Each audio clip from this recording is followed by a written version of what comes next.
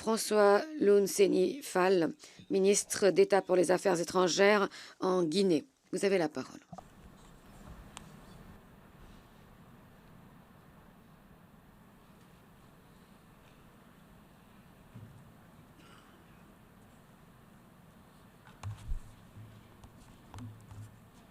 Monsieur le Président, Excellences, Mesdames et Messieurs, il y a 70 ans, naissait l'Organisation des Nations Unies dans le but de créer un monde de paix, de sécurité et de progrès économique et social. Mus par ces nobles idéaux, nous avons ensemble éteint de nombreux foyers de tension, semé les germes de la confiance entre des peuples, redonné l'espoir à des populations et ouvert la voie de la prospérité pour toutes les nations. Au-delà de ces indéniables acquis, l'état du monde nous autorise à porter un regard sur le chemin à parcourir pour assurer à nos peuples la véritable quiétude, leur permettant un épanouissement harmonieux dans un environnement plus sûr et plus équitable. La paix, la sécurité et les droits de l'homme demeurent en effet les fondements de notre prospérité. Or, faut-il le reconnaître, la prospérité que nous voulons partager est gravement menacée par de nouvelles entraves à la stabilité et au progrès universel. La violence refait surface sur fond d'extrémisme et d'intolérance.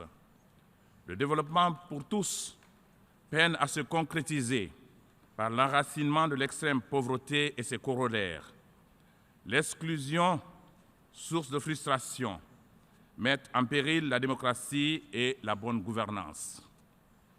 Autant de vecteurs qui alimentent les flux de la dramatique migration, véritable saignée des forces productives du Sud qui nécessite une réponse urgente, globale et durable. Monsieur le Président, notre attachement au maintien de la paix s'est matérialisé pour la première fois au Proche-Orient. Mais cette région est aujourd'hui encore en proie aux secousses qui infligent à ses populations les pires souffrances, dans un déni des droits fondamentaux à la liberté, à la dignité et au bien-être. La Palestine est toujours occupée. Son peuple doit jouir de tous ses droits dans les limites d'un État aux frontières sûres et internationalement reconnues, avec Jérusalem-Est comme capitale. Nous exhortons la communauté internationale à tout mettre en œuvre pour la reprise des négociations entre Israël et l'État de Palestine, condamnés à vivre côte à côte. C'est le gage de la sécurité de cette partie du monde, plongée dans les affres d'une crise multiforme aux conséquences humanitaires tragiques. Concernant l'Afrique, qui sort peu à peu de sa torpeur en renouant avec la croissance, elle s'investit dans des mécanismes de renforcement de ses capacités en matière de défense et de sécurité dans le cadre d'une autonomisation responsable pour la stabilité de ses États. Il va sans dire que nos efforts tendront à mettre un terme à tous les foyers de tension qui entravent le progrès démocratique au moment où nous assistons à la flambée du terrorisme dont les ramifications n'épargnent désormais aucune région. Nous devons trouver les moyens, les voies et moyens pour endiguer ce fléau qui frappe nos populations dans leur chair, s'attaque aux symboles de nos nations et entraîne des crises humanitaires profondes. Il est évident que ce pari ne saura être atteint sans une dynamique participative et concertée de nos peuples et de nos pays à la définition de politiques et programmes de développement inclusif, rempart contre la marginalisation, source de frustration et de repli. Ce pari est également tributaire de notre détermination à éliminer les inégalités économiques et les disparités sociales afin de maintenir la stabilité mondiale. Il s'agit donc de consacrer la culture démocratique garante des droits humains et des libertés fondamentales sur le socle de relations internationales plus juste et plus équitable. Monsieur le Président, nous venons d'adopter l'agenda de développement post-2015 qui intègre les dimensions économiques, sociales et environnementales du développement durable. La réalisation des 17 objectifs de cet ambitieux programme nécessitera à l'évidence une mobilisation de ressources adéquates qui garantira, entre autres, aux jeunes des emplois décents et dotera les femmes d'aptitudes nécessaires à leur épanouissement et à leur autonomisation. Cela n'est cependant possible que dans un environnement sain et protégé. Voilà pourquoi nous fondons l'espoir que la prochaine conférence mondiale sur le climat à Paris, la COP21, débouchera sur un accord contraignant pour assurer la survie de notre planète. D'ores et déjà, nous exhortons tous les États membres et les partenaires à contribuer au Fonds vert pour le climat. Monsieur le Président, aucune prospérité ne peut se bâtir sur l'instabilité. La communauté internationale a l'obligation d'assumer ses responsabilités pour faire de notre planète un endroit sûr où s'affirmera davantage le génie créateur de l'homme. Il nous appartient, sous le parapluie d'un partenariat mondial, de renforcer notre action collective pour que la paix se répande sur l'univers, pour cristalliser les idéaux qui ont conduit à la création de notre organisation. Pour ce faire, nous devons adapter notre vision de la gestion des affaires mondiales à la réalité du moment. Nous ne le dirons jamais assez, le système international doit être réformé. Il doit permettre à tous de participer pleinement à l'évolution du monde. Le temps est venu de faire de l'Organisation des Nations Unies le tremplin pour l'émergence et le rayonnement d'une véritable société mondiale. Le temps est venu de faire de cette prestigieuse enceinte le moule de la solidarité partagée.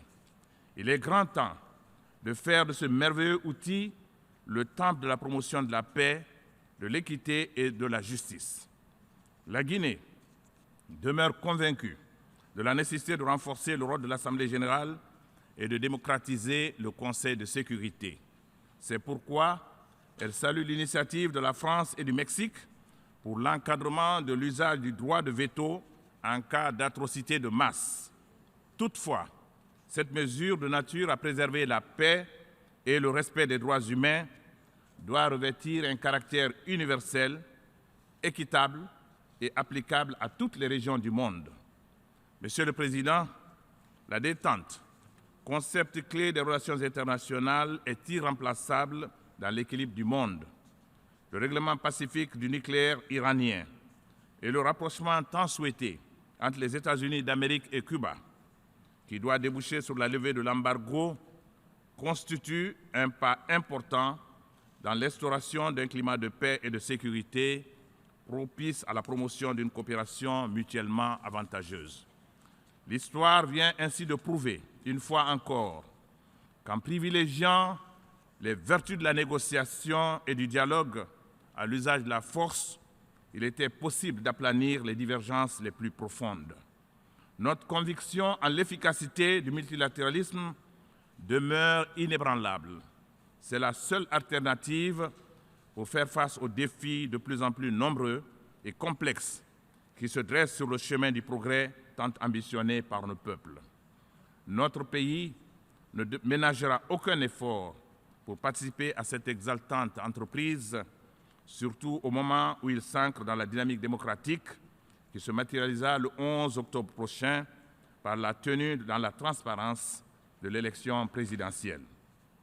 Dans ce cadre, je voudrais saluer le rôle prépondérant des Nations unies et de tous les partenaires dans le processus de dialogue qui aboutit à la signature de l'accord global du 20 août 2015 entre la mouvance présidentielle et l'opposition. Cette élection marquera pour notre pays un nouveau départ vers son véritable développement économique et social. Au demeurant, la Guinée peut se réjouir des bonnes dispositions de la communauté internationale qui l'a toujours accompagnée dans ses efforts de matérialisation des aspirations légitimes de son peuple. L'exceptionnelle mobilisation de la communauté internationale dans le combat pour l'éradication de l'épidémie à virus hémorragique Ebola, ainsi que son engagement à soutenir notre programme de reconstruction s'inscrivent dans cet élan de solidarité. C'est pourquoi, Monsieur le Président, en vous adressant nos vives félicitations, nous appréhendons déjà l'immense travail qui vous attend et dans l'accomplissement duquel la Guinée vous apportera son indéfectible soutien. Vous bénéficiez assurément des actions positives de votre prédécesseur, Sam Kutesa, dont le dévouement et la compétence ont donné plus d'élan à notre engagement collectif. Votre action conjuguée à celle de notre secrétaire général Ban Ki-moon, que nous félicitons et encourageons pour son inestimable contribution au renforcement du multilatéralisme, concourra à rendre l'ONU plus apte à répondre aux légitimes aspirations de l'humanité. Je vous remercie.